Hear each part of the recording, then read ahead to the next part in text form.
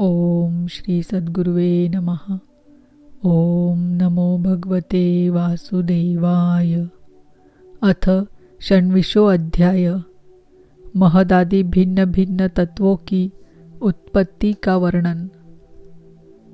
श्री भगवान ने कहा, माताजी, अब मैं तुम्हें प्रकृति आदि सब तत्वों के अलग अलग लक्षण बतलाता हूँ। इन्हें जानकर मनुष्य प्रकृति के गुणों से मुक्त हो जाता है। आत्मदर्शन रूप ज्ञान ही पुरुष के मोक्ष का कारण है और वही उसकी अहंकार रूप हृदय ग्रंथि का छेदन करने वाला है, ऐसा पंडित जन कहते हैं। उस ज्ञान का मैं तुम्हारे आगे वर्णन करता हूँ। यह सारा जगत जिससे व्याप्त होकर प्रकाशित होता है, वह आत्मा ही पुरुष है। वह अनादि निर्गुण प्रकृति से परे अंतकरण में स्फुरित होने वाला और स्वयं प्रकाश है। उस सर्वव्यापक पुरुष ने अपने पास लीला विलास पूर्वक आई हुई अव्यक्त और त्रिगुणात्मिका वैष्णवी माया को स्वेच्छा से स्वीकार कर लिया। लीला परायण प्रकृति अपने सत्वादि गुणों द्वारा उन्हीं के अनुरूप प्रजा की सृष्टि करने लगी। यह देख पुरुष ज्ञान को आच्छादित करने वाली उसकी आवरण शक्ति से मोहित हो गया, अपने स्वरूप को भूल गया। इस प्रकार अपने से भिन्न प्रकृति को ही अपना स्वरूप समझ लेने से पुरुष प्रकृति के गुणों द्वारा किए जाने वाले कर्मों में अपने को ही कर्ता मानने लगता है। इस कर्तृत्वाभिमान से ही अकर्ता स्वाधीन साक्षी और आनंद स्वरूप पुरुष को जन्म मृत्यु रूप बंधन एवं परतंत्रता की प्राप्ति होती है। कार्य रूप शरीर, कारण रूप इंद्रिय तथा कर्ता रूप इंद्रियाधिष्ठातृ देवताओं में पुरुष जो अपनेपन का आरोप कर लेता है, उसमें पंडित जन प्रकृति को ही कारण मानते हैं तथा वास्तव में प्रकृति से परे होकर भी जो प्रकृतिस्थ हो रहा है, उस पुरुष को सुख दुखों के भोगने में कारण मानते हैं। देवहूति ने कहा, पुरुषोत्तम, इस विश्व के स्थूल सूक्ष्म कार्य जिनके स्वरूप है तथा जो इसके कारण है, उन प्रकृति और पुरुष का लक्षण भी आप मुझसे कहिए। श्री भगवान ने कहा, जो त्रिगुणात्मक अव्यक्त नित्य और कार्य कारण रूप है तथा स्वयं निर्विशेष होकर भी संपूर्ण विशेष धर्मों का आश्रय है, उस प्रधान नामक तत्व को ही प्रकृति कहते हैं। 5 महाभूत, 5 तन्मात्रा, 4 अंतकरण और 10 इंद्रिय, इन 24 तत्वों के समूह को विद्वान लोग प्रकृति का कार्य मानते हैं। पृथ्वी, जल, तेज, वायु और आकाश, ये 5 महाभूत हैं। गंध, रस, रूप, स्पर्श और शब्द, ये 5 तन्मात्र माने गए हैं। श्रोत्र, त्वचा, चक्षु, रसना, नासिका, वाक, पाणी, पाद, उपस्थ और पायु, ये 10 इंद्रियां हैं। मन, बुद्धि, चित्त और अहंकार, इन 4 के रूप में एक ही अंतकरण अपनी संकल्प, निश्चय, चिंता और अभिमान रूपा 4 प्रकार की वृत्तियों से लक्षित होता है। इस प्रकार तत्वज्ञानी पुरुषों ने सगुण ब्रह्म के सन्निवेश स्थान इन 24 तत्वों की संख्या बतलाई है। इनके सिवा जो काल है, वह 25वां तत्व है। कुछ लोग काल को पुरुष से भिन्न तत्व न मानकर पुरुष का प्रभाव अर्थात ईश्वर की संहारकारिणी शक्ति बताते हैं, जिससे माया के कार्य रूप देहादि में आत्मत्व का अभिमान करके अहंकार से मोहित और अपने को कर्ता मानने वाले जीव को निरंतर भय लगा रहता है। मनुपुत्री, जिनकी प्रेरणा से गुणों की साम्यावस्था रूप निर्विशेष प्रकृति में गति उत्पन्न होती है, वास्तव में वे पुरुष रूप भगवान ही काल कहे जाते हैं। इस प्रकार जो अपनी माया के द्वारा सब प्राणियों के भीतर जीव रूप से और बाहर काल रूप से व्याप्त है, वे भगवान ही 25वें तत्व है। जब परम पुरुष परमात्मा ने जीवों के अदृष्टवश क्षोभ को प्राप्त हुई संपूर्ण जीवों की उत्पत्ति स्थान रूपा अपनी माया में चित शक्ति रूप वीर्य स्थापित किया, तो उससे तेजोमय महत्तत्व उत्पन्न हुआ। लय विक्षेपादि रहित तथा जगत के अंकुर रूप इस महत्तत्व ने अपने में स्थित विश्व को प्रकट करने के लिए अपने स्वरूप को आच्छादित करने वाले प्रलयकालीन अंधकार को अपने ही तेज से पी लिया। जो सत्वगुणमय स्वच्छ शांत और भगवान की उपलब्धि का स्थान रूप चित्त है, वही महत्तत्व है और उसी को वासुदेव कहते हैं। जिस प्रकार पृथ्वी आदि अन्य पदार्थों के संसर्ग से पूर्व जल अपनी स्वाभाविक फेन तरंगादि रहित अवस्था में अत्यंत स्वच्छ विकार शून्य एवं शांत होता है, उसी प्रकार अपनी स्वाभाविकी अवस्था की दृष्टि से स्वच्छत्व, अविकारित्व और शांतत्व ही वृत्तियों सहित चित्त का लक्षण कहा गया है। तदनंतर भगवान की वीर्य रूप चित्त शक्ति से उत्पन्न हुए महत्तत्व के विकृत होने पर उससे क्रिया शक्ति प्रधान अहंकार उत्पन्न हुआ। वह वैकारिक, तेजस और तामस भेद से 3 प्रकार का है। उसी से क्रमशः मन, इंद्रियों और पंचमहाभूतों की उत्पत्ति हुई। इस भूत, इंद्रिय और मन रूप अहंकार को ही पंडित जन साक्षात संकर्षण नामक सहस्त्र सिर वाले अनंत देव कहते हैं। इस अहंकार का देवता रूप से कर्तृत्व, इंद्रिय रूप से करणत्व और पंचभूत रूप से कार्यत्व लक्षण है, तथा सत्वादि गुणों के संबंध से शांतत्व, घोरत्व और मूढ़त्व भी इसी के लक्षण हैं। उपर्युक्त 3 प्रकार के अहंकार में से वैकारिक अहंकार के विकृत होने पर उससे मन हुआ, जिसके संकल्प विकल्पों से कामनाओं की उत्पत्ति होती है। यह मनस्तत्व ही इंद्रियों के अधिष्ठाता अनिरुद्ध के नाम से प्रसिद्ध है। योगी जन शरतकालीन नील कमल के समान श्याम वर्ण वाले इन अनिरुद्ध जी की शनै शनै मन को वशीभूत करके आराधना करते हैं। साध्वी फिर तेजस अहंकार में विकार होने पर उससे बुद्धि तत्व उत्पन्न हुआ। वस्तु का स्फुरण रूप विज्ञान और इंद्रियों के व्यापार में सहायक होना, पदार्थों का विशेष ज्ञान करना, ये बुद्धि के कार्य है। वृत्तियों के भेद से संशय, विपर्यय, विपरीत ज्ञान, निश्चय, स्मृति और निद्रा भी बुद्धि के ही लक्षण है। यह बुद्धि तत्व ही प्रद्युम्न है। इंद्रिया भी तेजस अहंकार का ही कार्य है। कर्म और ज्ञान के विभाग से उनके कर्मेंद्रिय और ज्ञानेंद्रिय 2 भेद है। इनमें कर्म प्राण की शक्ति है और ज्ञान बुद्धि की। भगवान की चेतन शक्ति की प्रेरणा से तामस अहंकार के विकृत होने पर उससे शब्द तन्मात्रा का प्रादुर्भाव हुआ। शब्द तन्मात्र से आकाश तथा शब्द का ज्ञान कराने वाली श्रोत्रेंद्रिय उत्पन्न हुई।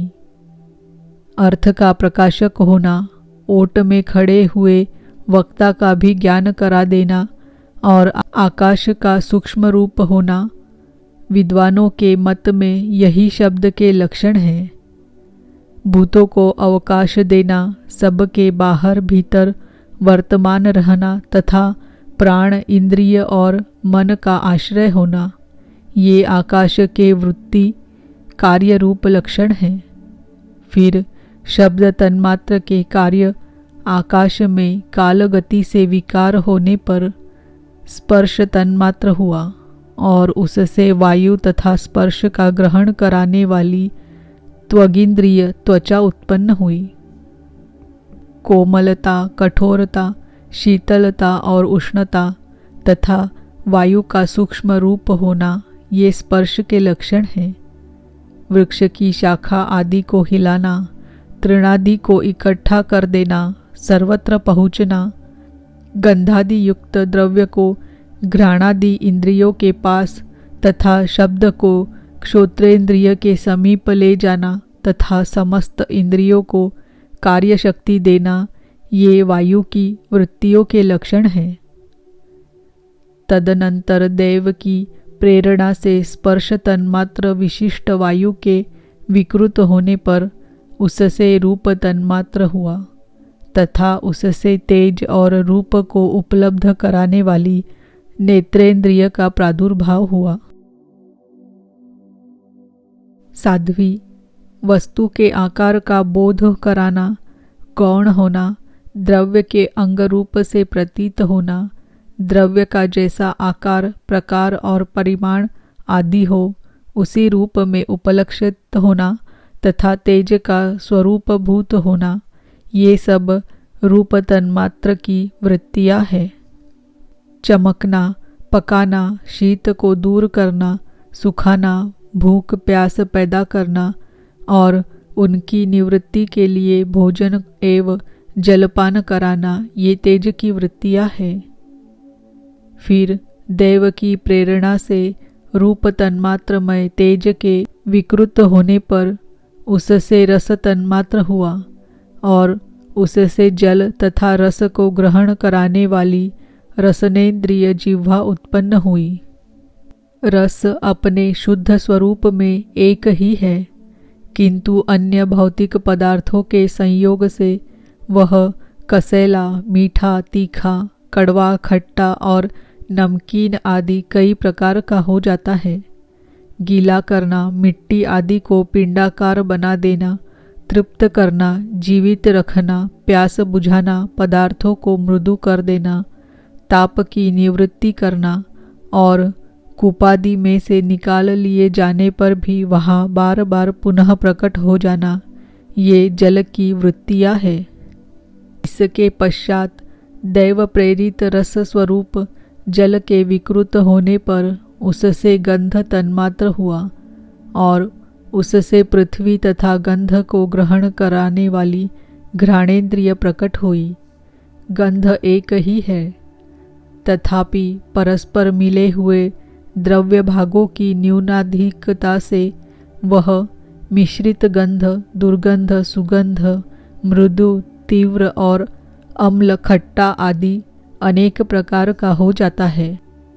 प्रतिमादि रूप से ब्रह्म की साकार भावना का आश्रय होना, जल आदि कारण तत्वों से भिन्न किसी दूसरे आश्रय की अपेक्षा किए बिना ही स्थित रहना, जल आदि अन्य पदार्थों को धारण करना, आकाश आदि का अवच्छेदक होना, घटाकाश, मठाकाश आदि भेदों को सिद्ध करना तथा परिणाम विशेष से संपूर्ण प्राणियों के स्त्रीत्व, पुरुषत्व आदि गुणों को प्रकट करना, ये पृथ्वी के कार्य रूप लक्षण हैं। आकाश का विशेष गुण शब्द जिसका विषय है वह श्रोत्रेंद्रिय है। वायु का विशेष गुण स्पर्श जिसका विषय है वह त्वगिंद्रिय है। तेज का विशेष गुण रूप जिसका विषय है वह नेत्रेंद्रिय है। जल का विशेष गुण रस जिसका विषय है वह रसनेन्द्रिय है और पृथ्वी का विशेष गुण गंध जिसका विषय है उसे घ्राणेन्द्रिय कहते हैं। वायु आदि कार्य तत्वों में आकाश आदि कारण तत्वों के रहने से उनके गुण भी अनुगत देखे जाते हैं। इसीलिए समस्त महाभूतों के गुण शब्द स्पर्श रूप रस गंध केवल पृथ्वी में ही पाए जाते हैं। जब महत्तत्व अहंकार और पंचभूत ये 7 तत्व परस्पर मिल न सके, पृथक पृथक ही रह गए, तब जगत के आदि कारण श्री नारायण ने काल अदृष्ट और सत्वादि गुणों के सहित उनमें प्रवेश किया। फिर परमात्मा के प्रवेश से क्षुब्ध और आपस में मिले हुए उन तत्वों से एक जड़ अंड उत्पन्न हुआ। उस अंड से इस विराट पुरुष की अभिव्यक्ति हुई। इस अंड का नाम विशेष है। इसी के अंतर्गत श्री हरि के स्वरूप भूत 14 भुवनों का विस्तार है। यह चारों ओर से क्रमशः एक दूसरे से 10 गुने जल, अग्नि, वायु, आकाश, अहंकार और महत्तत्व इन 6 आवरणों से घिरा हुआ है। इन सब के बाहर 7वां आवरण प्रकृति का है। कारणमय जल में स्थित उस तेजोमय अंड से उठकर उस विराट पुरुष ने पुनः उसमें प्रवेश किया और फिर उसमें कई प्रकार के छिद्र किए। सबसे पहले उसमें मुख प्रकट हुआ, उससे वाक इंद्रिय और उसके अनंतर वाक का अधिष्ठाता अग्नि उत्पन्न हुआ। फिर नाक के छिद्र नथुने प्रकट हुए, उनसे प्राण सहित घ्राणेन्द्रिय उत्पन्न हुई। घ्राण के बाद उसका अधिष्ठाता वायु उत्पन्न हुआ। तत्पश्चात नेत्र गोलक प्रकट हुए, उनसे चक्षु इंद्रिय प्रकट हुई और उसके अनंतर उसका अधिष्ठाता सूर्य उत्पन्न हुआ। फिर कानों के छिद्र प्रकट हुए, उनसे उनकी इंद्रिय क्षोत्र और उसके अभिमानी दिग्देवता प्रकट हुए। इसके बाद उस विराट पुरुष के त्वचा उत्पन्न हुई, उससे रोम, मूछ, दाढ़ी तथा सिर के बाल प्रकट हुए और उनके बाद त्वचा की अभिमानी औषधियाँ, अन्न आदि उत्पन्न हुई। इसके पश्चात लिंग प्रकट हुआ, उससे वीर्य और वीर्य के बाद लिंग का अभिमानी आपोदेव जल उत्पन्न हुआ। फिर गुदा प्रकट हुई, उससे अपान वायु और अपान के बाद उसका अभिमानी लोकों को भयभीत करने वाला मृत्यु देवता उत्पन्न हुआ। तदनंतर हाथ प्रकट हुए, उनसे बल और बल के बाद हस्तेंद्रिय का अभिमानी इंद्र उत्पन्न हुआ। फिर चरण प्रकट हुए, उनसे गति गमन की क्रिया और फिर पादेंद्रिय का अभिमानी विष्णु देवता उत्पन्न हुआ। इसी प्रकार जब विराट पुरुष के नाड़ियाँ प्रकट हुई तो उनसे रुधिर उत्पन्न हुआ और उससे नदियाँ हुई। फिर उसके उदर पेट प्रकट हुआ, उससे क्षुधा पिपासा की अभिव्यक्ति हुई और फिर उदर का अभिमानी समुद्र देवता उत्पन्न हुआ। तत्पश्चात उसके हृदय प्रकट हुआ, हृदय से मन का प्राकट्य हुआ। मन के बाद उसका अभिमानी देवता चंद्रमा हुआ। फिर हृदय से ही बुद्धि और उसके बाद उसका अभिमानी ब्रह्मा हुआ। तत्पश्चात अहंकार और उसके अनंतर उसका अभिमानी रुद्र देवता उत्पन्न हुआ। इसके बाद चित्त और उसका अभिमानी क्षेत्रज्ञ प्रकट हुआ। जब ये क्षेत्रज्ञ के अतिरिक्त सारे देवता उत्पन्न होकर भी विराट पुरुष को उठाने में असमर्थ रहे तो उसके उठाने के लिए क्रमशः फिर अपने अपने उत्पत्ति स्थानों में प्रविष्ट होने लगे। अग्नि ने वाणी के साथ मुख में प्रवेश किया, परंतु इससे विराट पुरुष न उठा। वायु ने घ्राणेन्द्रिय के सहित नासा छिद्रों में प्रवेश किया, फिर भी विराट पुरुष न उठा। सूर्य ने चक्षु के सहित नेत्रों में प्रवेश किया, तब भी विराट पुरुष न उठा। दिशाओं ने श्रवणेंद्रिय के सहित कानों में प्रवेश किया तो भी विराट पुरुष न उठा। औषधियों ने रोमों के सहित त्वचा में प्रवेश किया फिर भी विराट पुरुष न उठा। जल ने वीर्य के साथ लिंग में प्रवेश किया तब भी विराट पुरुष न उठा। मृत्यु ने अपान के साथ गुदा में प्रवेश किया फिर भी विराट पुरुष न उठा। इंद्र ने बल के साथ हाथों में प्रवेश किया परंतु इससे भी विराट पुरुष न उठा। विष्णु ने गति के सहित चरणों में प्रवेश किया तो भी विराट पुरुष न उठा।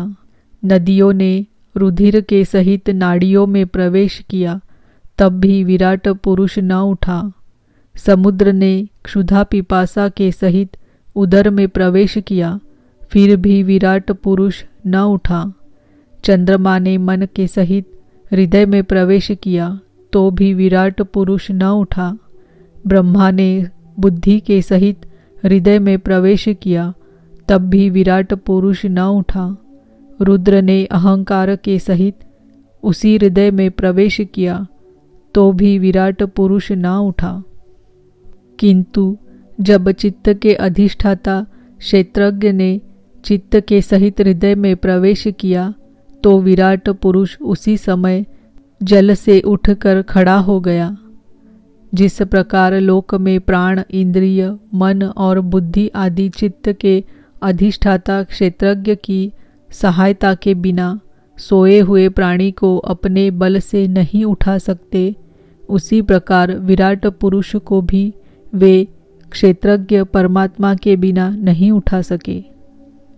अतः भक्ति, वैराग्य और चित्त की एकाग्रता से प्रकट हुए ज्ञान के द्वारा उस अंतरात्म स्वरूप क्षेत्रज्ञ को इस शरीर में स्थित जानकर उसका चिंतन करना चाहिए। इति श्रीमद्भागवते महापुराणे पारमहंस्यां संहितायां तृतीय स्कंधे कापिलेये तत्वसमाम्नाये षड्विंशो अध्यायः। ओम नमो भगवते वासुदेवाय। ओम नमो भगवते वासुदेवाय। ओम नमो भगवते वासुदेवाय।